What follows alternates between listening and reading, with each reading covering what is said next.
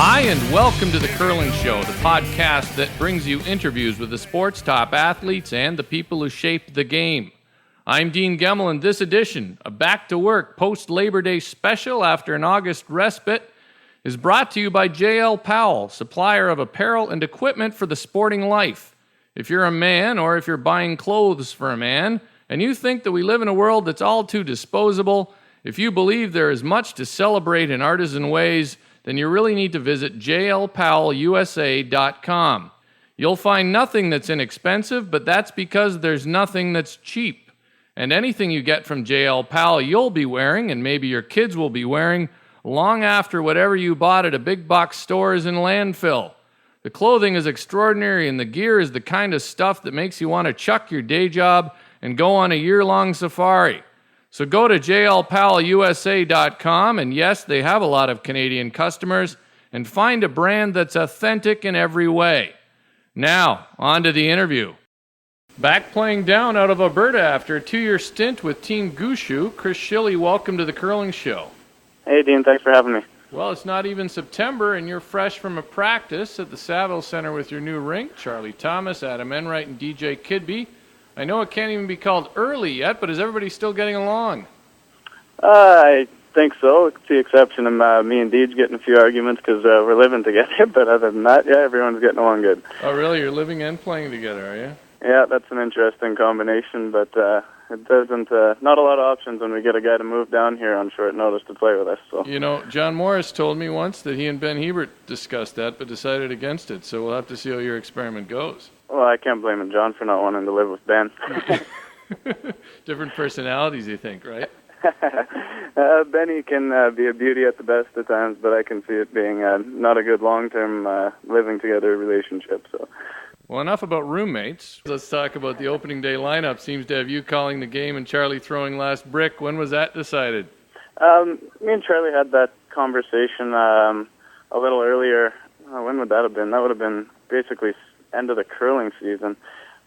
We went up to Edmonton together, and we talked about what we wanted to do for the start of the year on the way back, and we came to that decision pretty much in agreement. So we'll see how it goes, anyways. And if things don't work out, good thing is it can always be changed. So we'll see how it starts, and then we'll go from there. That's true. You can't always change a lineup. You're a fiery guy in the ice. I've always said the game needs at least a few emotional players, but in Charlie there, you've hooked up with a guy who usually has a poker face on. How about how do you think that'll work? I think it should be good. Brad was kind of in the middle of that, and you're right.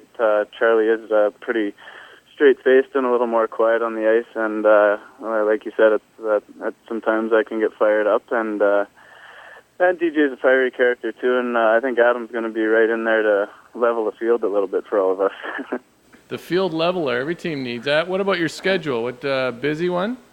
We are packed, actually. I was actually talking to Mark Kennedy a few days ago, and it seems like the schedule has gone back to how it used to be, where there wasn't a lot of events the same weekends, and now they're really spaced out again. And after the Canada Cup qualifier, really at the middle of December, outside of playdowns and like the real big events, if you don't make it into the Canada Cup and the Brier and stuff like that, you're pretty much done. But to start the year, we have one on and then one off, and then potentially 10 in a row if we make it into the second slam. And even if we don't make it into the first slam, we're going to have, I think, 8 in a row with a week off, and then 2 more to lead us into Christmas. So we're heavily stacked for the first couple months.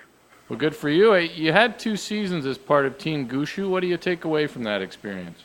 I took a lot. I really did. And things with that just didn't work out for a couple of reasons. But I learned a lot from Brad and a lot from Mark. And we had a great coach, and really the experience of being able to play in a few Briers and play in all the slams and on the slam ice in the Canada Cup both times, I really did take a lot out of that, and I learned a lot in 2 years. Fortunately for me, that's more than a lot of people are going to learn in their whole life on the ice, so pretty grateful for that opportunity that I had with Brad. Those guys have always had a big emphasis on coaching, sports psychology, that sort of stuff. Was that all new to you? Not so much. more in juniors leading up to it. I mean, obviously in juniors you have the coaches because you have to. You're not so much in men's. But Glenn was a terrific coach, and I loved having him with us. The more events he could come to with us, the better. I really felt we played better when he was around. And the sports psychology, I had a little bit in juniors. I'm not so much into it as much as other people can be. I know some people it works for, and some people it doesn't. I'm not quite the type. I am open to some of it, but I seem to take a different road on that for the most part. Yeah, I mean, I'm not convinced of it myself. Do you guys have a coach with this new team? We're actually going to work with a few people. We're working with Paul Webster a little bit. He's been out with us, and we hope to work with him throughout the year. All of us really seem to like Paul. And a couple of times, if we get a chance, I know with Adam especially, he's worked with Jules Ocher a lot, and he really likes Jules, so we're probably going to work with him a little bit too. And Paul's going to be at a lot of the events that we're at, hopefully. So whatever we can take from him, we're definitely going to have open ears for it. And then once we get down into the play-down road, I think we're going to decide on someone more or less when the time comes. For the time being, we're just more or less the four of us are just going to be trying to put together something as quick as we can. Obviously, we're all new teammates. Me and Adam have played together before. Other than that, it's all new. So we're going to work on basically the mechanics and learning each other's deliveries as much as we can, and worry about serious coaching a little bit later on in the year.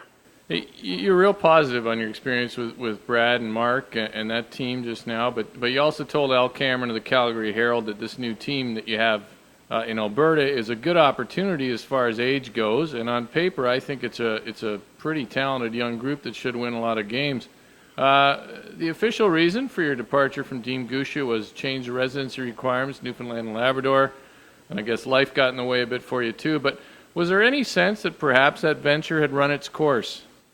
I'm not completely sold on that. I mean, we had asked the well, I'm not either. I'm basically, yeah, we had asked the association basically to make a rule that we could follow, and we were under the assumption they did, and they changed it on us basically twice, and it almost made it impossible to do that. It was, I mean, if we were a team, say like, I mean, we won our fair share of games, and we won enough to keep most people happy. If we were a team like Kevin Martin, where it seems like you're winning almost every week, or Kevin Kuiz, or guys like that have had just 2 terrific years in a row, it might be a little bit easier to justify if I'm making like $40,000-$50,000 out there and getting tons of funding. But as far as being away from home and working in life as I've always known it, it's pretty tough to justify being out there for as much as I was going to have to. That's fair enough. I mean, you guys were certainly did well, but like you said, you weren't maybe in that top 3 or 4 group that where those guys can really count on the cash and being in all the events. Right. Last year you did never really pull up stakes and move to St. John's. I'm not trying to single you out here either, Chris, because I think the whole issue of residency is something that the CCA is going to have to take a close look at. It's interesting that the world's best curling nation is the only one that requires players to live in the same area to compete for a national championship. Do you think that's something that's going to have to change? Well, the teams that you're seeing now is they are the changing, 2 guys right? out of yeah, exactly. Like Kerry Burtnick and Jeff Stoughton are a perfect example. They're both playing with players out of Alberta, where they're just basically, from what I understand, I'm not even sure how their playdowns are going to work. I'm not sure if Kevin and Don are planning on moving to Manitoba or how they're doing it, but you're starting to see that where teams are forming from all over the country, and as far as the run at the Olympics goes, you can do that. But I mean, if you want to have your country succeed and be the best, I think it's only fair that you let teams put together the players they want and call it a country and not single out the provinces and territories. Yeah, I mean, you see a player like John Meade and Wayne Madaw's team that they've just decided that the playdowns aren't part of the picture, and right. I think the challenge for the CCA is I don't know what happens to the magic of the Tim Hortons Brier without provincial rivalries. Well, that's exactly right. And the other thing with that is you're making this run at a one shot in your 4 years, and I think it's unfair for a guy like John Meade to play with Middaugh all this time and not get a chance to go to the Brier with him. I think that's completely unfair because as far as I'm concerned, the Brier is still the best event out there outside of the trials and going to the Olympics. But where you're taking away the chance for the guys to do something real special every year and basically giving them a one in every 4 year shot at it, I don't really think it's fair. Wait, why does a guy like you, an elite player with elite teams, why do you still think the Brier's the best event out there? I love the Brier. I want to make that clear. I love the Brier myself, but it really usually only has 3-4 of the best teams in the country. Yeah, you know what? It's completely. In that case, you look at the Players' Championship and you look at the slams, and they're on arena ice. It's still the atmosphere out there is just incredible, and I was lucky enough to get to go to 2 of them, and I hope I get to go to a lot more because I just loved it after being to the Brier in Hamilton. You can't even call it a top Brier. Winnipeg, the crowds were better, but even in Hamilton, where the crowds weren't that big, it was just unbelievable. And I swore after playing in that I would never look at another event the same. Like the money in the slams is great, and the Players' Championship at the end of the year is great, and it's got all the top teams in the country, and of course they bring in the international teams too. They're great. It just doesn't quite have that feel, and it doesn't have that playing for your province feel, and I just can't see in the near future the slams being on that level. The fans just don't get into it the same way. I totally agree with you. I just can't quite figure out where the game goes in Canada with that little problem. It just seems like a bit of a challenge to me. With the Brier is magic, and unfortunately, though, it's you're going to see these teams that may not be able to play in it. So I don't know what's going to happen. Yeah, it really is a shame that some of your top level teams, like the ones we've already talked about, aren't going to get that chance to play in it. And it's the same with like you have Alberta, for example, with Kevin Martin and Randy Furby and Kevin Cooey, and there's so many teams, and obviously only one gets to go to the Brier. And there's other provinces, like all provinces have good teams. It's just some aren't as deep as the Prairie provinces and whatnot. So.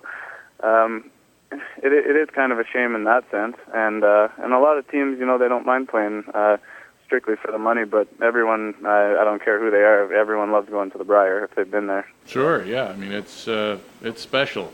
Anyways, I don't think I'm going to figure out the answers here right now. So let's move on to another thing with your team last year. Dave Noftel seems like a good guy, but he was in a tough spot, I think, and he struggled on the ice.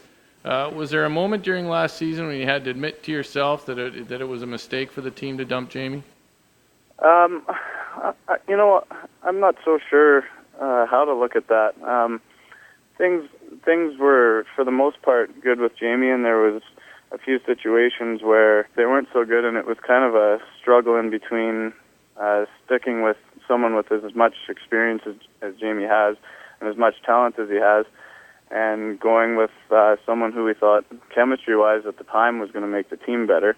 And then, there's goods and bads to every situation you put upon yourself.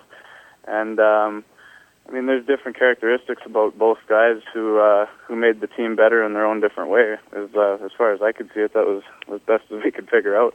Yeah, there's no crystal ball when you're putting a team together, is there? So you never quite know. Exactly. Did it ever bother you that there was a lot of speculation that you were the guy behind that move? I don't pay much I don't think you attention were. to From stuff everything like that. I've heard, you weren't. But it all adds up. That you were. If you look at how things went, and then you wound up being the point person for the media because you were out in the worlds in Edmonton. Right. Yeah, I didn't. A lot of the things and a lot of the comments are made. I don't pay much attention to them. People are going to say what they want, and they're going to say what they think. And I know I took an absolute bath from the media in St. John's and all around Newfoundland, really. That it was me that was the problem. And people are free to have their own opinion, but in the big picture, it's within your 5 guys that know the situation, and some of your friends around you, and some of the teams around. And in the end, the 5 guys that have to play on the ice together week in and week out, those are the only guys that matter. Right. Hey, Ryan Fry is going to replace you at second on Team Gushu this season. He's actually pulled up stakes and moved to St. John's in June. Yep. Any advice for him on adjusting to life in Newfoundland? No, I think Ryan's got the life of George Street pretty much covered. I'm good friends with Ryan and got to know him a lot better over the last couple of years. And, I think Ryan's going to do great out there. I know he's having fun already. I've talked to him a few times. And he's going to get along good with those guys as good as I did. And I think they're going to do real well. What about watching the Hockey Night in Canada Western game, and it's 4 a.m? Well, it's all right. I mean, you get home from the bar, and it's 3 o'clock in the morning, and they're getting ready to drop the puck, so it's perfect. Yeah, it's real time travel out there, I'll tell you. Oh, yeah. It was definitely. We had one game, actually, during the Players' Championship last year. There was a San Diego Padres game, I believe, might have been 21 innings, and we were getting ready to go on the ice when that game ended out on the West Coast. So that's just a good example of how far ahead it really is. Yeah, I mean, yes, there is a certain sense of isolation out there. I love the place, but boy, it's an island for Pete's sake. So I guess that makes sense. Hey, now that you're back in the West and you're in the rings again, is the long hair going to come back? I don't think so. I don't have enough hair to grow it out long anymore. So I think I'm going to keep it short. Actually, I had it cut a few weeks ago, and it was as short as I've ever had it, and I didn't mind it. So yeah, I think I'm going to keep it short. Bring back the mullet, man. Bring the mullet back. Hey, we finished with a run back, Chris.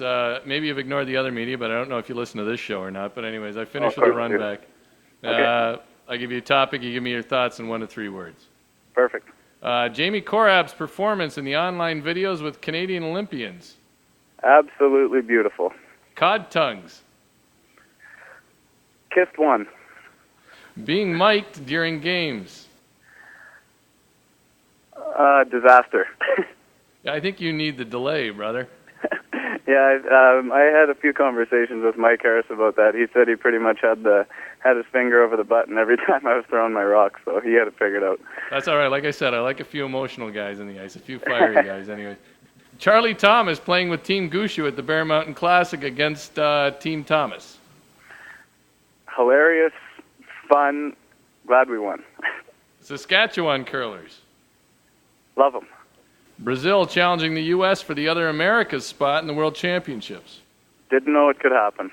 Mark Johnson's plan to play for the U.S. Championship next season. Hope he wins. Oh, jeez. I love Mark. Actually, he's a great guy. I think it's good that he's going to come down and play. Some people, I think, believe he has to move down here. You don't have to. You just have to be a citizen. So. Right, and actually, and vice versa, right? I mean. Yeah, and actually, Adam, being that he curled with him last year, Adam was the one who told me about this. And again, that residency thing, I had no idea about it, and I didn't even know Mark was an actual citizen. So that's good for him. And finally, getting to the final of the Manitoba Curling Tour Championship, playing with Ryan Fry and Steve Gould. Shocker, but not real surprised. You guys played with 3 the whole event, right? We 3-dogged it the whole way, and we were up later than anybody, and somehow we still managed to win all but one game. That was part of your curling vagabond thing there, Chris. I just imagined you last season in Newfoundland and then in a van like Paul Gausel or something, picking up games wherever you could. I mean, what was going on? I actually was out there to watch the junior provincials, and Ryan asked me to play with them because Jeff couldn't make it, and then Rob had an emergency with work, I believe, and so we pretty much had to go with 3. I don't believe anything counted as far as points went, but so we more or less just went out there to have some fun. And the best part about it was winning the draw-off after we qualified 8 to get to the semifinals with one sweeper, and we covered the pin 4 times in a row on maybe the worst ice of the week. Nice. Did you guys? What kind of cash did you get for that? I think it was around $4,000. I think it worked out to it was just over $1,000 a person. It was maybe $1,300 a person. I was going to say you only had to split it 3 ways, right? Yeah, exactly. Yeah, nice. That worked out good. Hey, all right, Chris. I give everybody a chance to name their sponsors. I don't know if your young team has any yet, but if you do, let me know who they are. Okay, we have Carpet Superstores. That's based out of Red Deer. Can-Am, which is sponsor based out of Didsbury, and we have the Cactus Group, which is based out of Brooks. Okay, what does Can-Am do? It's an oil field company, which right. is few and far between in Alberta. So. Well, if I need oil field equipment, I will contact them immediately. Yeah, and also I can't forget Lululemon, who did supply us with our clothing this year. Which really? I'm still You guys wearing are right now. You're wearing Lululemon? We are, yeah. They were that's where Team Cooey got their plaid pants from last year, right? Yeah, we're wearing our new pants right now. Still just got off the ice. They're not quite as out there as Cooey's, but they're a little different for curling, but they're good. You're not going for the plaid?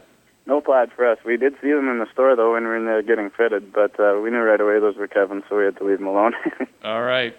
Well, thanks, Chris. Thanks for your time, and good luck next season. Okay, thanks a lot, Dean. That's Chris Schille on The Curling Show, brought to you by J.L. Powell, supplier of apparel and equipment for the sporting life. Visit jlpowellusa.com. Don't worry, they love Canadians. And you'll find the kind of craftsmanship that is all too often absent in our modern world. And finally, before I go, if you're on Facebook, think about joining the Curling Show group. It's your place to find out who I'm going to interview and offer your thoughts in advance. As always, thanks for listening. Here's Black Pudding.